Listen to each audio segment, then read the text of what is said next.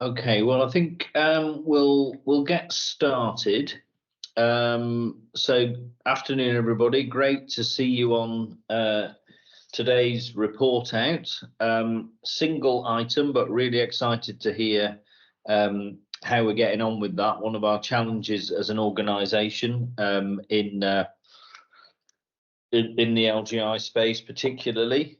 I'm just checking because I can't actually see on my list, but I know we were due to have a couple of colleagues from Newcastle joining us, Ian and Joanne, but I'm not sure either of them have made it on yet. Is that right, Kirsty? I can't see them.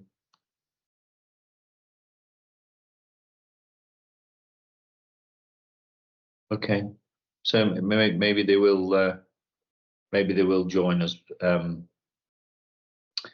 let's get straight on then. So preparing a patient for hip fracture, RPIW, event report out. So over to colleagues on screen, and we've got the slides which have come up on share screen. So thank you. Thanks, Phil. Hello, my name is Timmy Parvin. I've been the workshop lead for this RPIW, which has focused on patients who have a hip fracture and require surgery over here at the LGI. So national guidance informs us that best practice care for these patients with a hip fracture, but achieving best practice criteria is proven to reduce length of stay, improve outcomes for these patients, including survival at 1 year after surgery. So unfortunately, despite the hard work of the multidisciplinary team involved, our trust performs poorly against some of these criteria, especially achieving surgery within 36 hours for these patients. Consequently, we fall short of providing the highest quality of care for hip fracture patients and miss out on significant funding, which we only receive when all best practice criteria are met. In addition, our performance is open to public scrutiny. This is a complex pathway, so consistent with our approach with the Leeds improvement method, we narrowed the scope for this event, and the boundaries this team have been asked to work within are from the patient arriving on a trauma and related services ward to the patient then arriving in theatre on day of surgery. Thanks, the team lead for this RPIW. These are the metrics on our target progress report that were agreed as part of the planning cycle.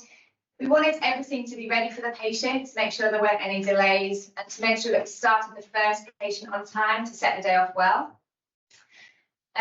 We got 34 responses from a staff survey as a baseline, but unfortunately this was 91% negative or neutral.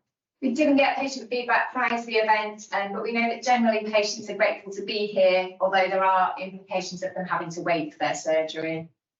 It became apparent during the week as well that there was a cost and environmental sustainability angle, which we'll talk more about later. This is our value stream map, which shows the current state prior to our improvements, lots of waste in the process, and the key steps are highlighted here in terms of the patient journey. The overall lead time from patient being admitted to a ward and the end point being the patient arriving in the anaesthetic room was just over 25 hours. The national target is from the arrival in the emergency department to arrival in the anaesthetic room, which is 36 hours. So we were just focusing on part of that longer journey. The main waiting period is the patient on the ward being prepped for theatre and waiting to be called. Thanks, Rachel. So my name's Vidya Nair, and I'm a consultant orthogeriatrician and clinical lead for orthogeriatrics. We know that delays in getting the right information about hip fracture patients lead to a delay in hip fracture patients going to theatre, which results in unsafe patient care. And hip fracture patients are currently clerked in using a paper hip fracture clerking booklet, which was produced over 7 years ago. And we identified some problems with the paper booklet. It's out of date. It was produced over 7 years ago. The booklet often goes missing. So it means that vital information isn't available for clinical decision making, leading to delays and unsafe care. And we also know that paper is expensive and has a significant carbon footprint.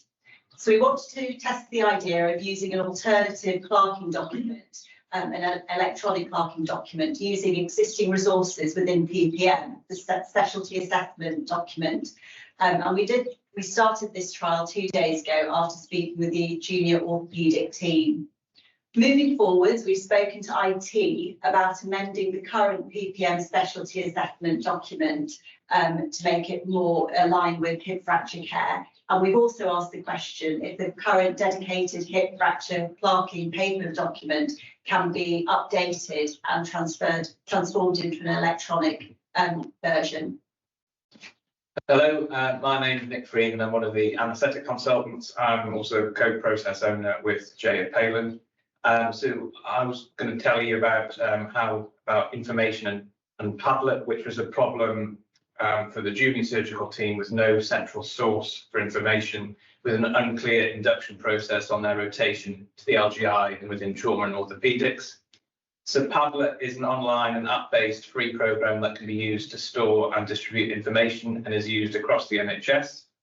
So our idea was to build on the pre-existing Padlet pages that cover trauma and orthopaedics induction and older persons trauma in reach for major trauma, with a page specifically for hip and fragility fractures.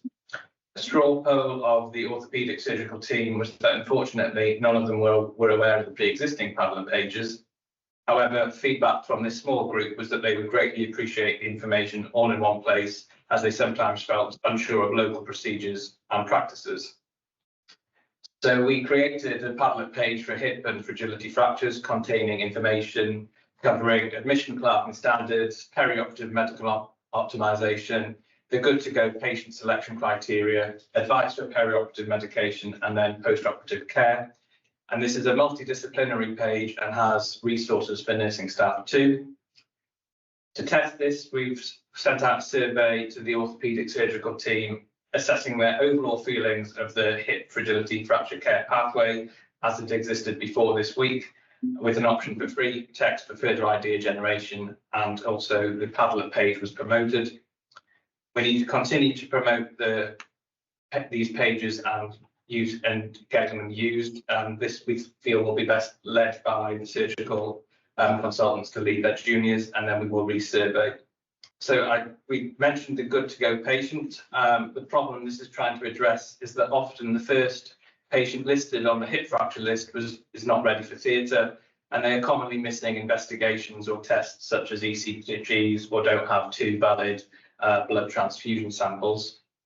So whilst there have previously been attempts to address this with the Golden Patient Initiative, we decided to rebrand this as Good to Go, focusing more on the concept that the patient is ready, not simply that they're the first one. And as you can see on the slide here, we've got a trauma list, and the Good to Go patient is highlighted in green at first. And the criteria to make them green has been added to Padlet for both the nursing and surgical teams to follow. And this information is supposed to be there in a readily accessible place for ease of use, and make it a collective responsibility led by the surgical team, with the trauma coordinator and nursing team supporting. We learned by testing this that it worked well on both days, and the next step is to embed this into practice and expand the concept so that subsequent patients on the list are also ensured that they are good to go too. Hello, my name is Katie Tankard. I'm the ward manager on Ward 34. At present, the theatre list has started to be populated by the trauma coordinators the day before, which is then confirmed in early hours. The list is hand-delivered to the wards between 6 and 7 AM. At 8 AM, the surgeons and theatre teams then have a trauma meeting where lists are subject to change.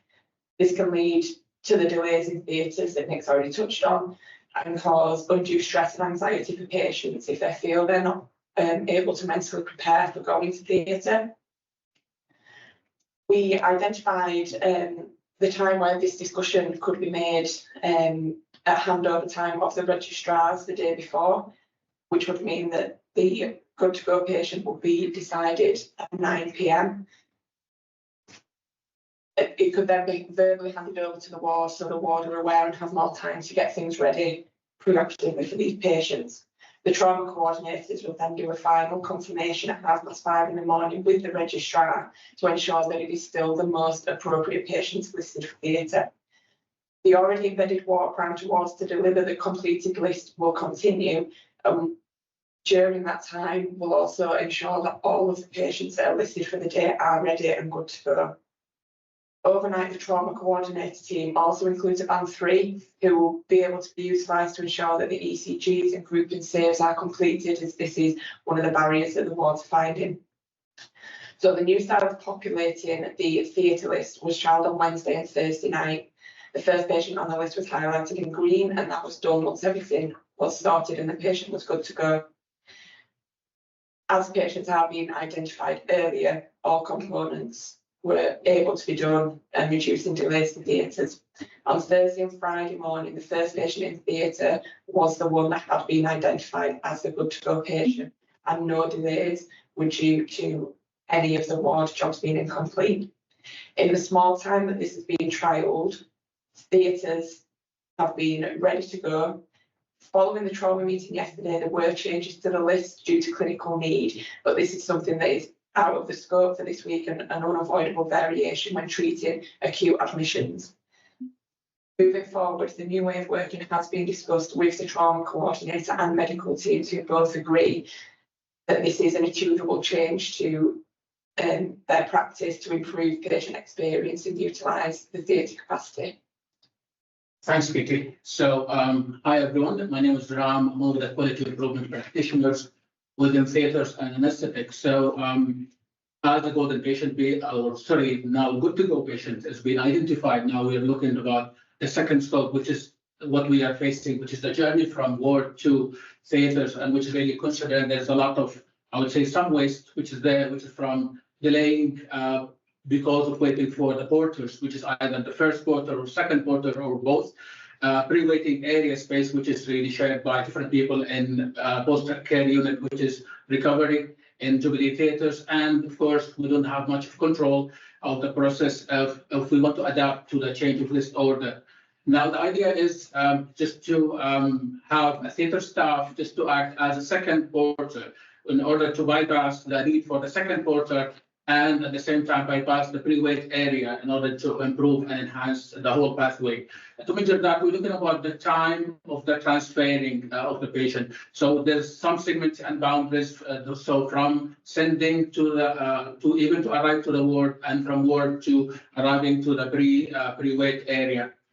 Next step forward, which is evaluate who's the right person to do so, and accommodate that in culture and place. So this was the target progress report after our improvements. As Kate said, the first patient, they're good to go, did get into theatre in time, and they did have all the checklist items.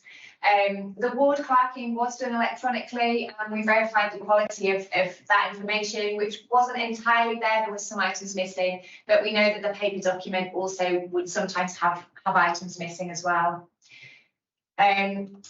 In terms of patient starting on time, so we'd set the metric to be the patient arriving at the anaesthetic room at or before 8:30. Actually, on the 2 days that we tested, they arrived shortly after that, 8:35 and 8:41, which we still consider a success. And going forward, there's an aim for the team brief with the surgical team, the operating team, to be at 8:30 and the patient to be in the room by 8:45 as the latest.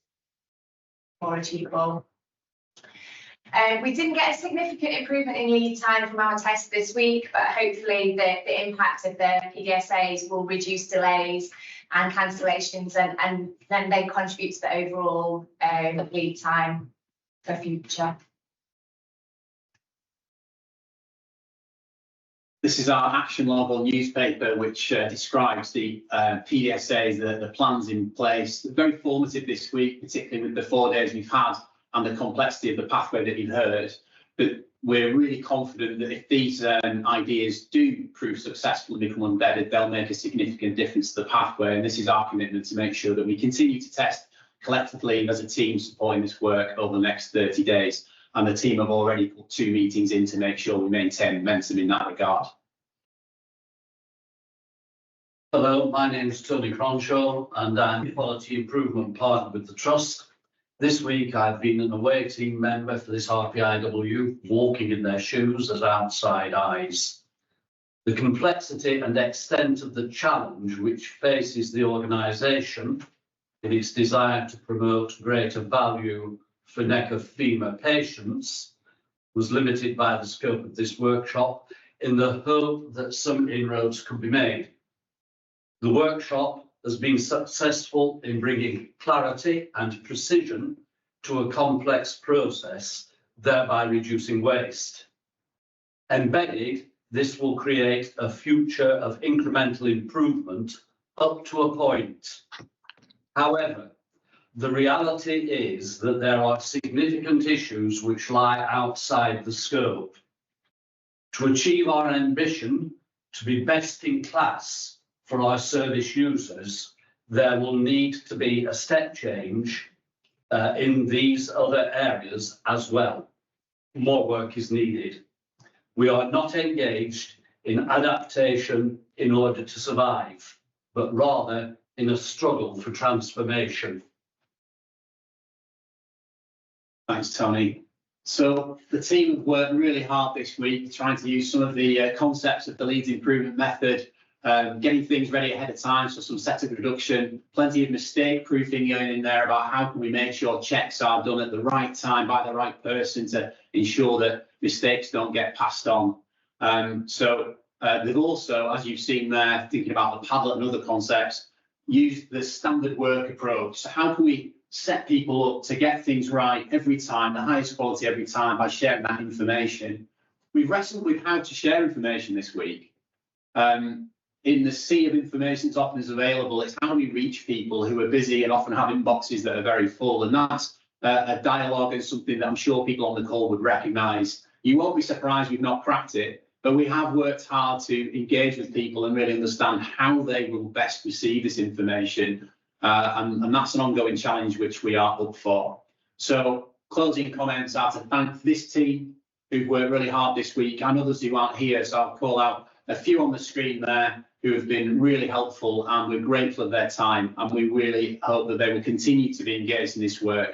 Because I think, as you got from Tony's insight there, this is very much the beginning of a bigger piece of work to really deliver the care we want for these patients. Thank you. That concludes our report out. Great. Thank you to everybody in the team for that fantastic presentation. Great progress over a really tricky problem that's been a big challenge for us, as I said, for a long time. So well done. I really like the fact that there's been a real focus on each step of that, and that all of you have been really committed to recognizing the contribution you're making towards that progress. And whilst accepting lots more to do, but some of the numbers that you've moved in the first week are pretty impressive. So actually really encouraging that, as Tony described, that step change we need, but actually you'd be optimistic from what I think we've just heard over the last quarter of an hour, that we can really make some of those significant changes. So big well done to all the team, and thank you for the time and effort that you've put in. I know these things are really demanding of time. So thank you very much for that. Really appreciate it. So let's open it out to any comments or questions from colleagues to the team. Jenny? That was brilliant. As Phil said, it's a massive, massive pathway and topic. So a couple of things, I guess, a question and then just a particular bit that I really liked. I just wondered then, Tony, in your summing up about you've looked at a particular part of the pathway, but in order to be able to achieve the overall, there's still some significant work. I just wondered what happens to that car park action, because it feels like quite a big, important car park action. And then I really like we know that the Padlet can work really well for colleagues, particularly around that junior doctor movement around the organisation. So again, just reflecting on how we can get better across the CSUs at ensuring that that information that is already there is used as part of that rotational move and the induction process. And loved that you'd updated it in order to be able to make sure that the specifics needed here were there. But that is a challenge for us, that rotation again. So just wondered whether you'd had any thoughts or discussions on it, probably outside the RPIW scope, I suggest. Jenny, I can happily pick up the first question, and probably colleagues better placed to answer the second one. So our sponsor debrief is planned for later today, at which point we take the car park items which are significant, and notably things such as all-day theatre lists. We've acknowledged that there's a lot of challenge around changeover midday in the middle of the day, and the challenge that creates. And the other acknowledgement that the parts of the emergency department really key to this pathway, and we purposefully haven't got.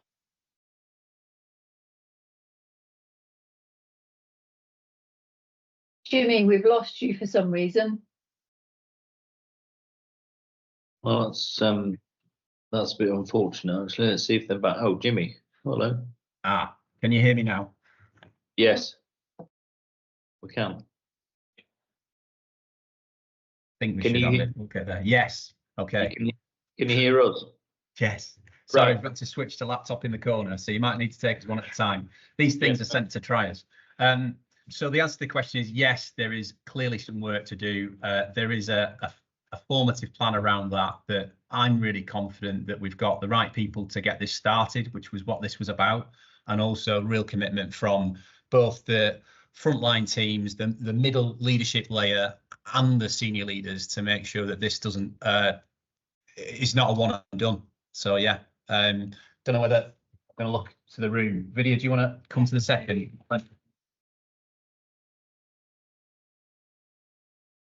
Hi, Vidya. It's just an answer to the question regarding Padlet. So we already have an existing Padlet within TNO and our major trauma service, which we use for induction. So this event has allowed us to build on that and have a section within it just highlighting the good to go patient and the pre-op management of that. But it is a challenge in terms of induction. We provide formal induction for the junior doctors, mainly the F1s, F2s, rotating every 4 months. And they're provided with induction information, they're provided with the Padlet. We have laminated copies of the Padlets within the wards, within registrar offices. But I think the challenge is to try and better understand why, in spite of us disseminating the information to the best of our ability, why people feel they're not able to access it, or just to understand the barriers from their perspective. Okay, great. Thanks, Vidya. Is it available on can you access it on a personal device, or does it have to be on a? You can access on a personal device as well. I wonder if people know about that. Then, in that case, it's interesting that there's lots of. It's one of the advantages, Phil, of Padlet, that it doesn't need a login of any description, which is one of the reasons many teams have switched to it. Yeah. Great. Okay, thanks. James? Fantastic work, guys. My question relates to when I called in briefly to see you yesterday, and you were in full flow debating the issues. You were, I think, at that time thinking through how you get the engagement of your colleagues in the home team and wider theatres, some of the tests of change that you were planning, and clearly you've been able to progress with those, so that's fantastic.